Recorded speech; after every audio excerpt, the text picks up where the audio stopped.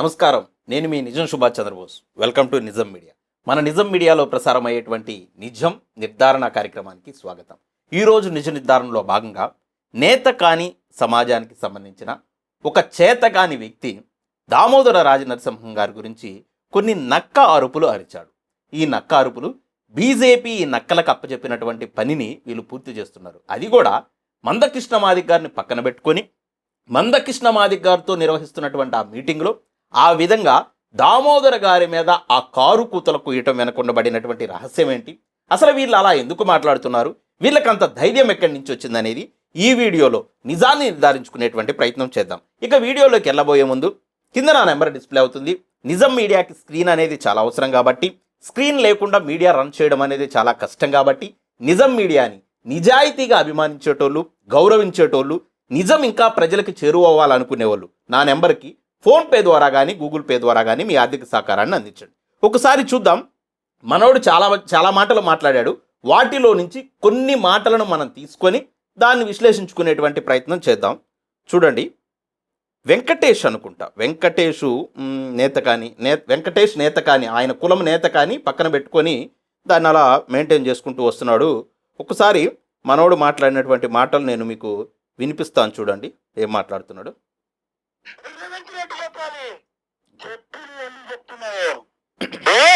ఈ మంత్రి పదవి నాదుగా కాదు కాబట్టి ఈ మంత్రి పదవి తీసేస్తారని భయమా? లేదు. ఈ మాల ద్రోహి, దళిత ద్రోహి వివేకం కొండ వ్యక్తి 100 కోట్లేమన్నా నీకు ఇచ్చాడా? ఓకే, ఇక్కడ 2 వ్యాఖ్యలు చేశాడు.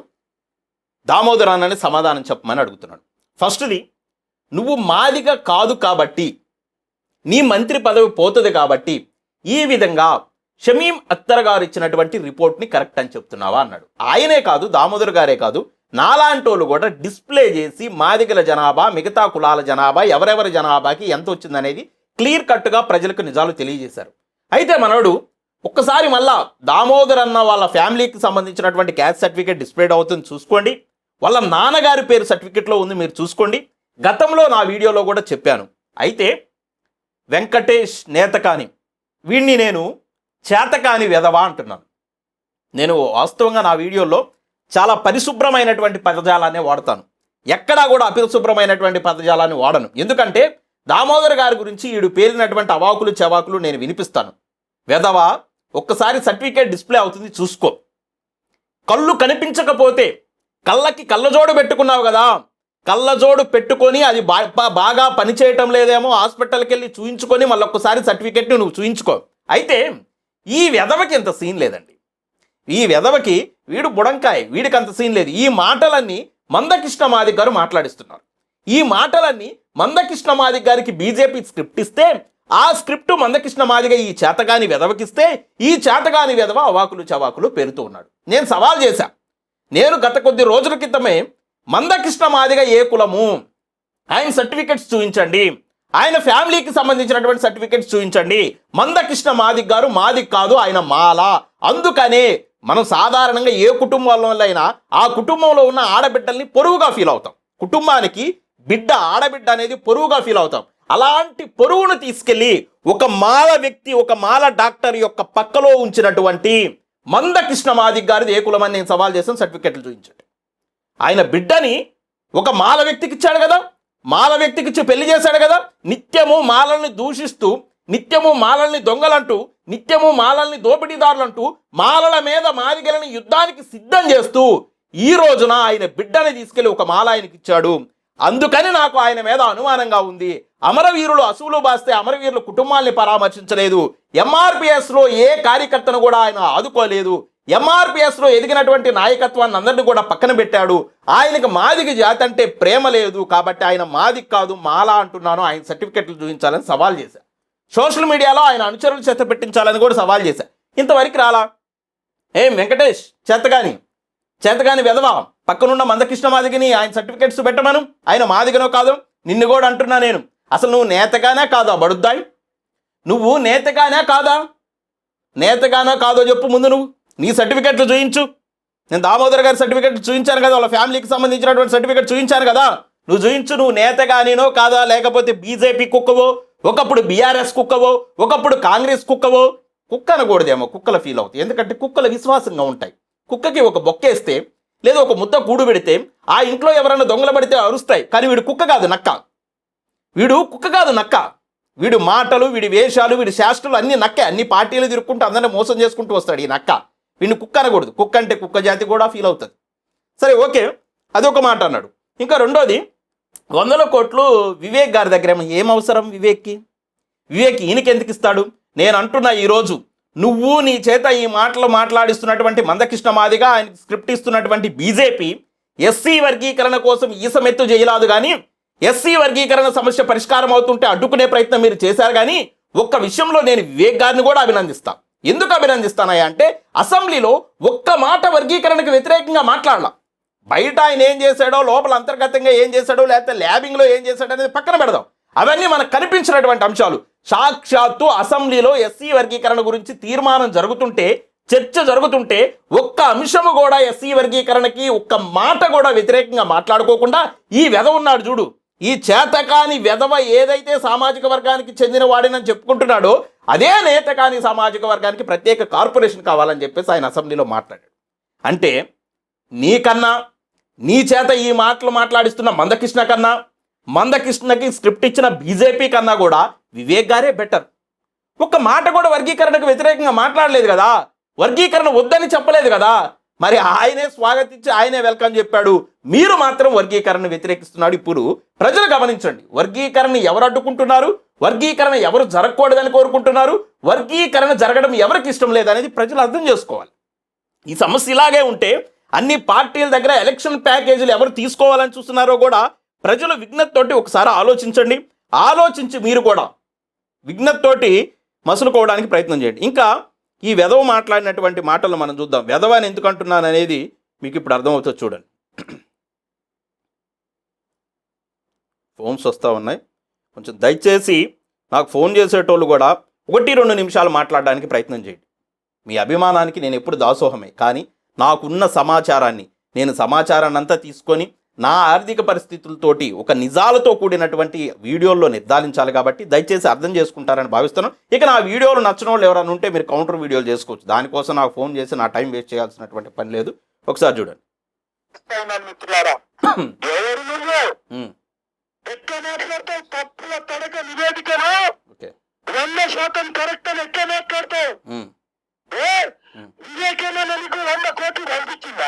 ఆపవయ్యా, ఈడు ఇదే మాట ఎన్నిసార్లు మాట్లాడతావు?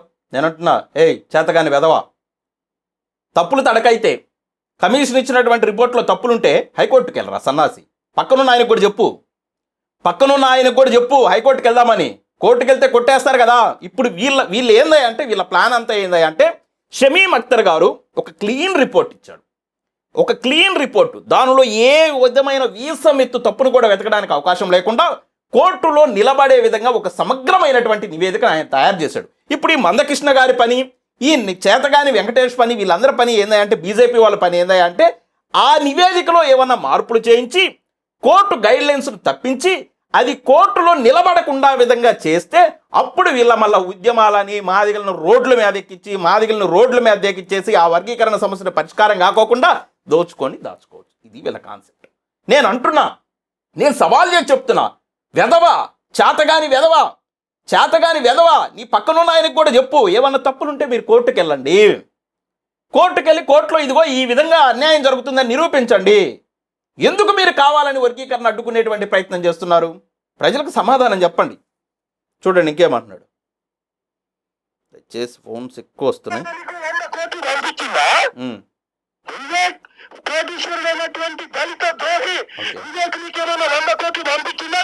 మీకు బీజేపీ ఎంత పంపించింది అది చెప్పు.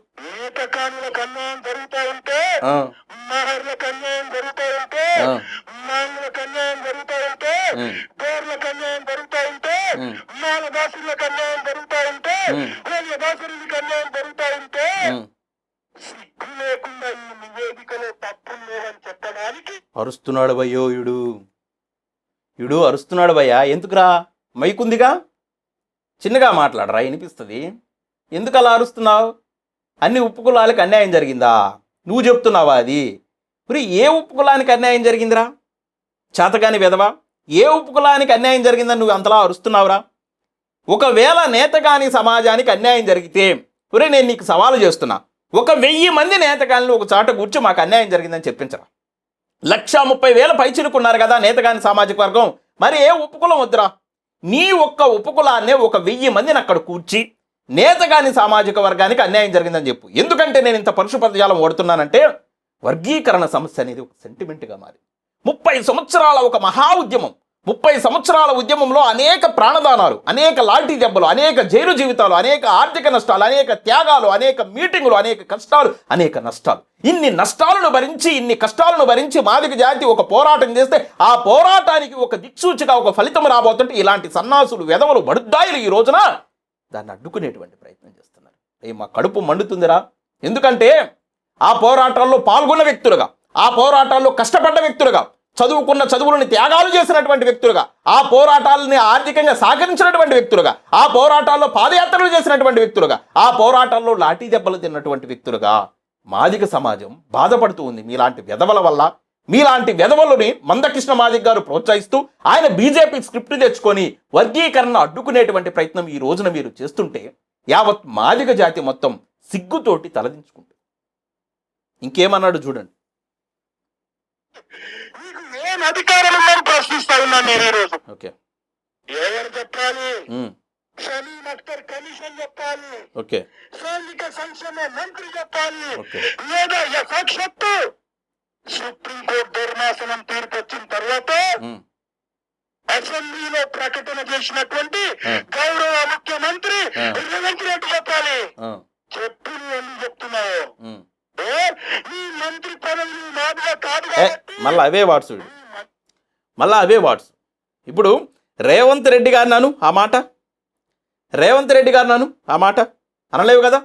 రేవంత్ రెడ్డి గారిని అంటే వెంటనే నీకు ఏమవుతుందో తెలుసు. రెడ్ల జోలికి నువ్వు బావు, మా దామోదర్ అన్న మాదిగన్న ఆయన జోలికి వస్తావా? ఏం మాదిగలంటే అంత చురుకునగా ఉందా? ఏంట్రా నీ బలం? ఏంటి నీ బలం? నీ శక్తి ఏంటి? నీ వెంట ఎంతమంది జనం ఉన్నారు? తెలంగాణ రాష్ట్రంలో ఉన్న మాదిగలు ఉమ్మేస్తే ఆ ఉమ్ములో కొట్టుకుపోయి బంగాళాఖాతంలో కలుస్తావు వేదవా.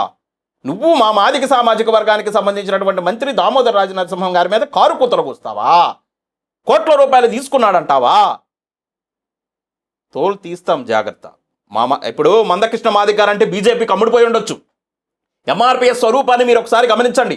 ఎంఆర్పిఎస్ ప్రారంభ దశలో ప్రారంభమైనటువంటి ఒక 5 సంవత్సరాలు 10 సంవత్సరాల దాకా అప్పటి వరకు ఎలా ఉండేదా అంటే మాదిగ కమ్యూనిటీకి సంబంధించినటువంటి ఏ రాజకీయ నాయకుడికి కష్టం వచ్చినా, మాదిగ కమ్యూనిటీకి సంబంధించినటువంటి ఏ ఉద్యోగికి కష్టం వచ్చినా, మాదిగ కమ్యూనిటీకి సంబంధించిన ఏ మేధావికి కష్టం వచ్చినా, మాదిగ కమ్యూనిటీకి సంబంధించినటువంటి ఏ సామాన్య మాదిగకి కష్టం వచ్చినా ఎంఆర్పిఎస్ ఉద్యమ సంస్థ అడ్డుగోడలాగా నిలబడి వాళ్ళకి న్యాయం జరిగేంత వరకు పోరాటం చేసేది. మాదిగలకే కాదు, మాలలకు కానీ, ఇక అనేక సంఘాలకి కానీ, అనేక కులాలకు కానీ ఎక్కడ అన్యాయం జరిగినా కానీ ప్రశ్నించినటువంటి తత్వం ఎంఆర్పిఎస్ ఉద్యమ సంస్థది. కానీ ఈ రోజున ఆ ఎంఆర్పిఎస్కి నాయకుడిని చెప్పుకుంటున్నటువంటి మందకృష్ణ మాదిగ గారు ఆయన కూర్చొని ఆయన పక్కన ఒక నక్క చేత ఈ రోజున మాదిగ సామాజిక వర్గానికి సంబంధించినటువంటి మంత్రిని బూతులు తిట్టిస్తున్నాడు.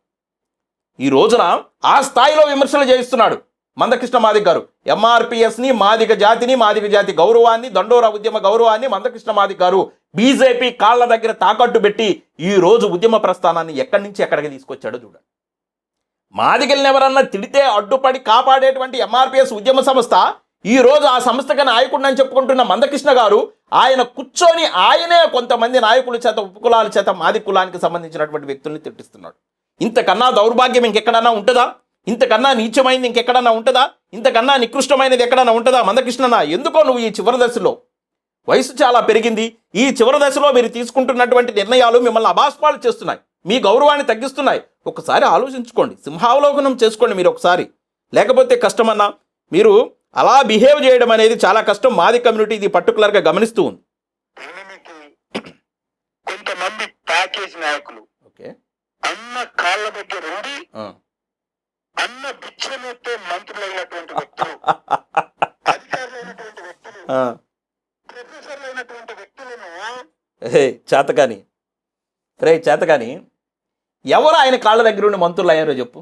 మోత్కోపల్లి గారు ఎప్పుడో మంత్రి, మోత్కోపల్లి గారు అనేక సార్లు ఈయన ఆదుకున్నాడు. దామోదర్ అన్నకు అసలు ఈయన ప్రస్థానానికి సంబంధం లేదు. ఎప్పుడన్నా దామోదర్ అన్నతో ఈయనకి ఏదైనా పని ఉంటే పోయి రహస్యంగా చేయించుకునేవాడు, లేదా ఏదైనా డబ్బులు అయితే అవసరమైతే పోయి కాళ్ళ మీద పడి తెచ్చుకునేటోడు. అది ఒక అంశము.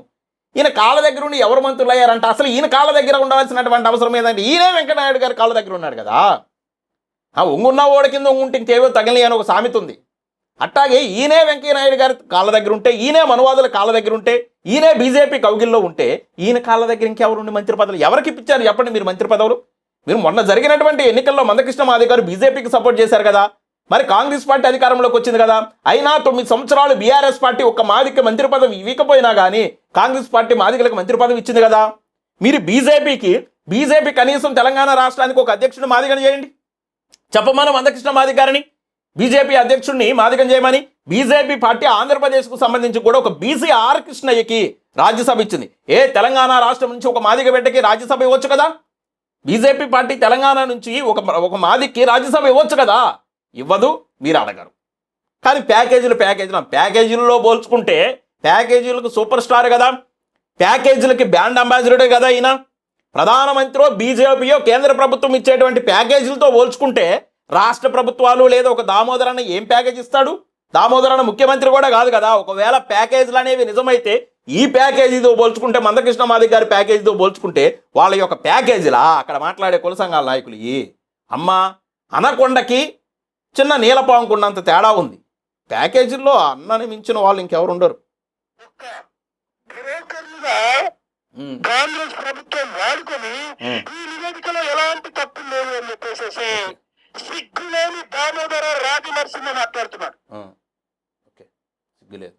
చదువుకున్నావా, గాడిదని రాస్తున్నావా? ఈ మాట పక్కనున్న ఆయన అడుగు.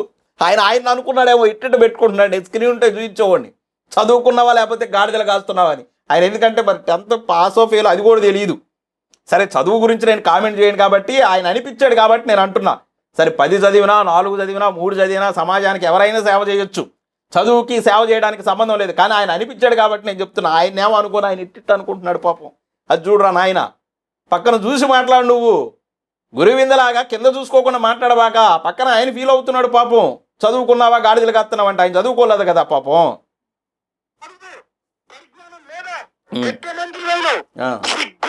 దామోదర రాజనరసింహను మాట్లాడడానికి ఇక్కడ ఉప కులాలకు జరిగినటువంటి అన్యాయాన్ని కనబడతలేదా?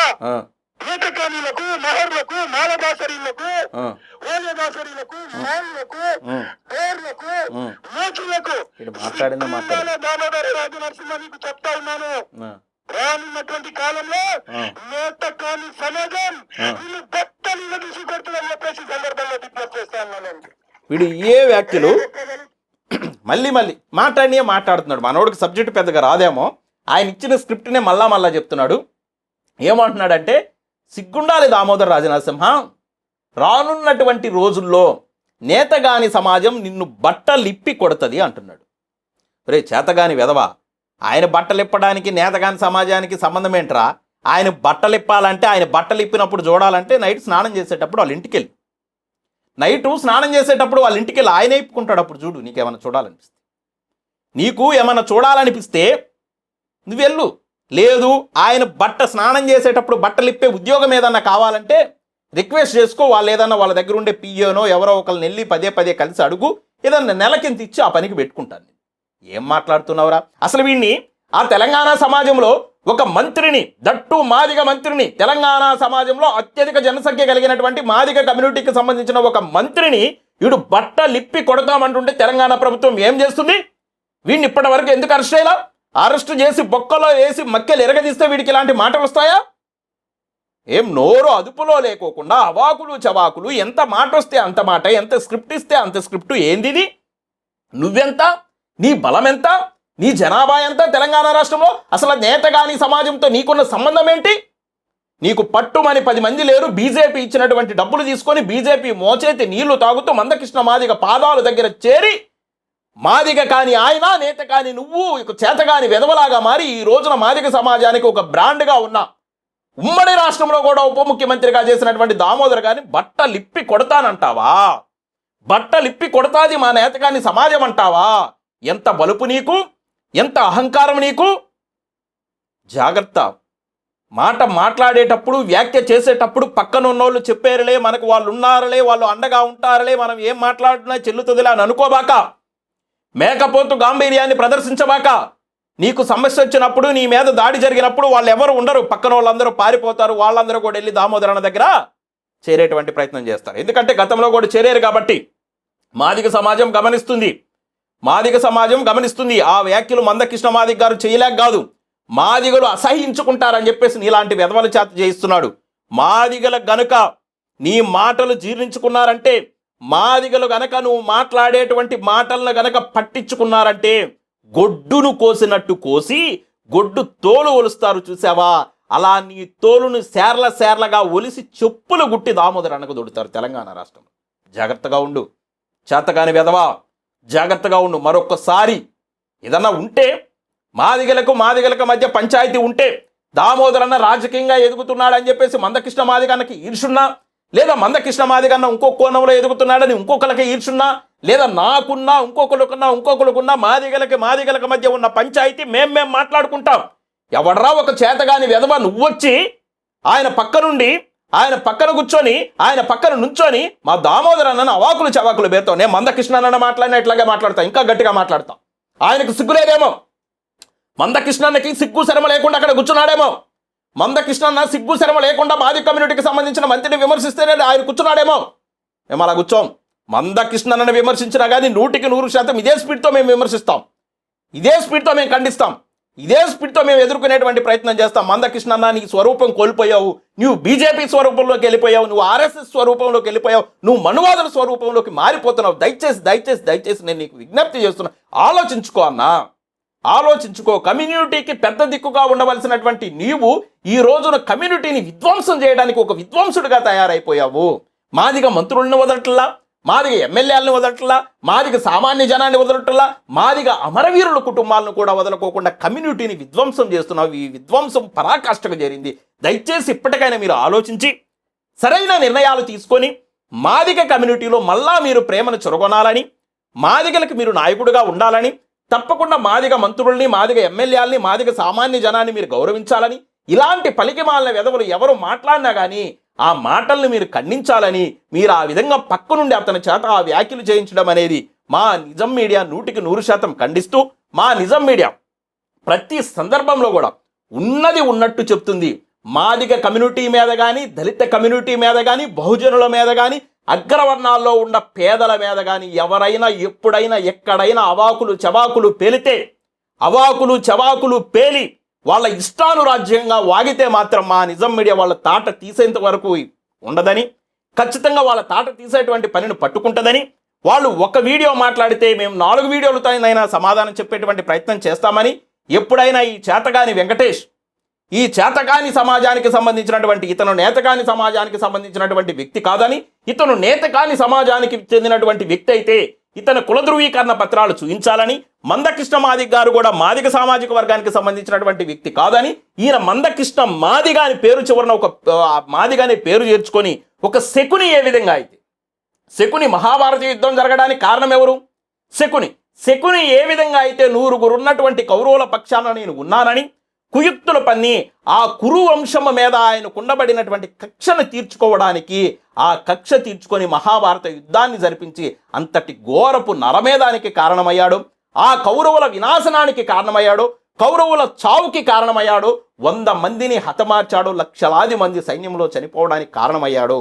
అదేవిధంగా మందకృష్ణ మాదిగ గారు కూడా ఇప్పుడు మారుతూ ఒక మాదిగ శకునిగా మారిపోయి, మాదిగ అనే పేరుని మందకృష్ణ మాదిగ అని ఆయన పేరు చివరను చేర్చుకొని ఆ మాదిగ శబ్దాన్ని చూపిస్తూ మాదిగ జాతిని వినాశనం చేస్తున్నారనేది ప్రజలకు అర్థమవుతుంది. కాబట్టి దయచేసి ఇకనన్నా కృష్ణన్న మారాలని, ఈ మాదిగ సమాజాన్ని ముందుకు తీసుకెళ్లాలని, మాదిగ సమాజం వినాశనం కాకుండా కాపాడాలని చెప్పేసి మా నిజం మీడియా తరపున విజ్ఞప్తి చేస్తూ, మా నిజం మీడియా ప్రతి సందర్భంలో కూడా ఉన్నది ఉన్నట్టు చెప్తూ నిజాన్ని నిర్భయంగా తెలియజేయడమే మా యొక్క లక్ష్యం. కాబట్టి మా వీడియోస్ కనుక మీకు నచ్చితే లైక్ చేయండి, షేర్ చేయండి, మన ఛానల్ సబ్స్క్రైబ్ చేసుకోండి.